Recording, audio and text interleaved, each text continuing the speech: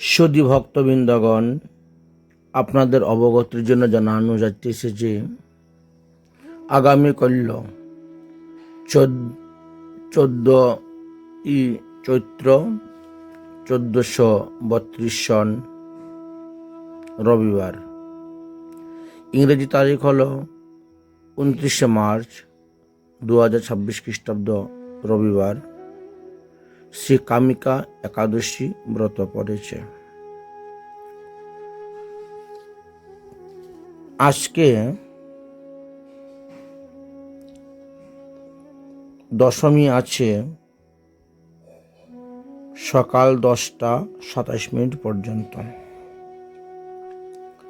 আজকে হলো 13 চৈত্র 1432 বাংলা,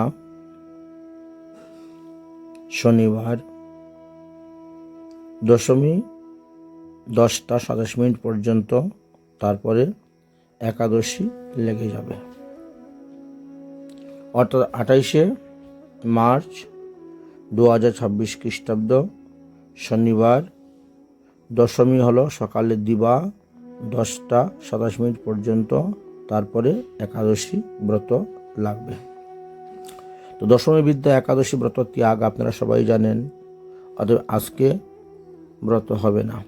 গতকালকে যারা শ্রী রামনবমী ব্রত করেছেন তারা আজকে পারণ করবেন, এবং পারণটি হবে তাদের সকালে 9টা 30 মিনিটের মধ্যে, সূর্যোদয়ের পর সকাল 9টা 30 মিনিটের মধ্যে।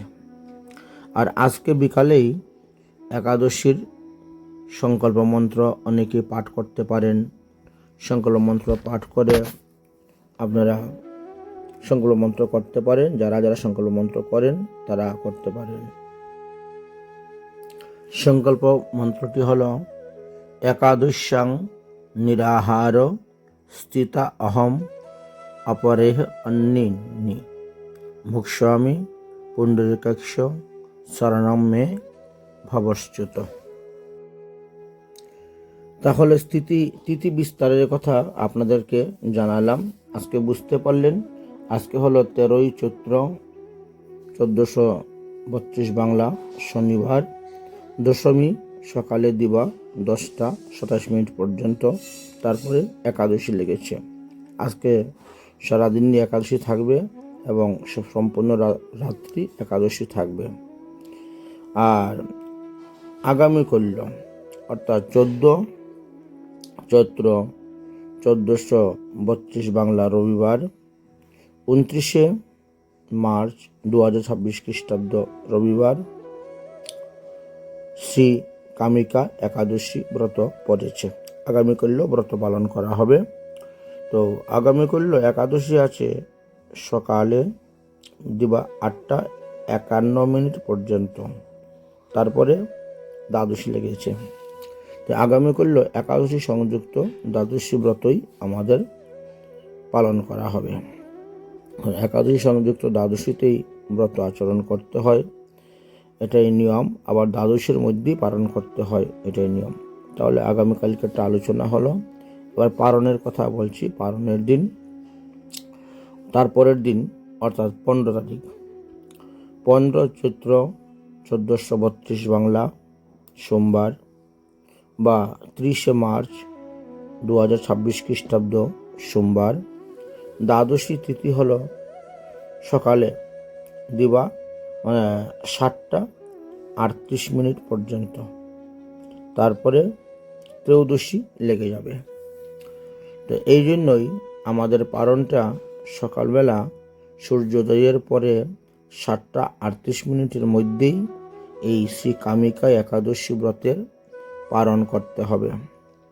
তার সঙ্গে আবার আগামীকাল দমনক আরোপণ উৎসব আছে। অতএব আজকেই দেবদারু গাছের পাতা নিয়ে আসতে হবে, বা অশোক পাতা, সীতা অশোক হোক আর এমনি অশোক পাতা এনে আর রাখতে হবে। ঘটস্থাপন করতে পারলে ভালো, না হলে এমনি ঠাকুরের কাছে রাখবেন। আর কালকে সকালবেলা সূর্যোদয়ের আগেই, মানে ভোরবেলায় ঠাকুর তুলে স্নান শৃঙ্গার করে ঠাকুরকে মালা পরাবেন। ফুল দিবেন, সঙ্গে ফুল আর এই পাতা দিয়ে মালা তৈরি করে ভগবানকে মালা পরাবেন। চৌদশীর গিয়ে পালন করতে নাই, দ্বাদশীর মধ্যে পালন করতে হয়। একাদশী সংযুক্ত দ্বাদশীতে ব্রত করে দ্বাদশীর মধ্যে পালন করতে হয়। এই জন্য আগামী করল সূর্য উদয় হওয়ার পরে 7:38 পরে সকালবেলায় আপনারা পালন করে নেবেন। আর ভিন্ন মথুরায় সূর্য উদয় হলো 6:18, আর কলকাতা সূর্য উদয় হলো 5:39। সুতরাং আপনারা সূর্য উদয় হওয়ার পরেই ব্রতের পালন করতে হয়। পালন মন্ত্রটা আপনাদেরকে বলছি, আবার আপনারা শ্রবণ করুন। অজ্ঞান তিমিরান্ধস্য ব্রতেনানেন কেশব প্রসীদ সন্মুখনাথ শুদ্ধ ভক্তি প্রদীয়তাম। তব প্রসাদ স্বীকারাৎ কৃত্যং ইয়ৎ পারণং ময়া ব্রতেনানেন সন্তুষ্ট স্বস্তি ভক্তি প্রয়শ্চ তুমে। অথবা অন্য আরও মন্ত্র আছে, বলতে পারেন মহাপ্রসাদে গোবিন্দে নাম ব্রহ্মণি বৈষ্ণবে স্বল্প পুণ্যবতাং রাজং বিশ্বাস্য নৈব জায়তে।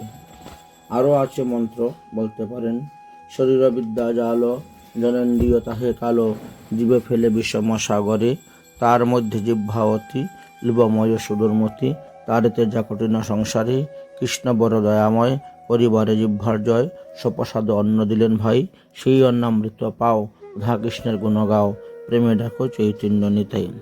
যাই হোক, এখন কথা হয়েছে একাদশী ব্রতের দিবসে পঞ্চরবি শস্য একেবারে নিষিদ্ধ, অর্থাৎ ধান থেকে উৎপন্ন সব প্রকার দ্রব্য, চাউল, মুড়ি, চিড়া, সুজি, পায়েস, খিচুড়ি এগুলো কিচ্ছু চলে না।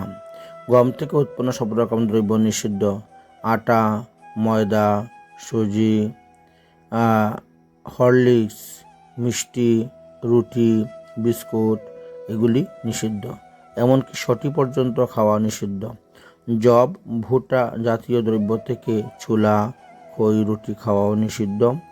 ডাল, সব রকমের ডাল খাওয়া নিষিদ্ধ।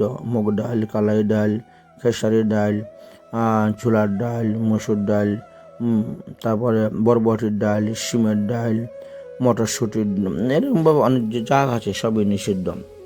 এবং তৈল জাতীয় বলতে সরিষার তেল, সয়াবিন তেল, সাদা তেল, তিল তেল এগুলি সম্পূর্ণভাবে নিষিদ্ধ।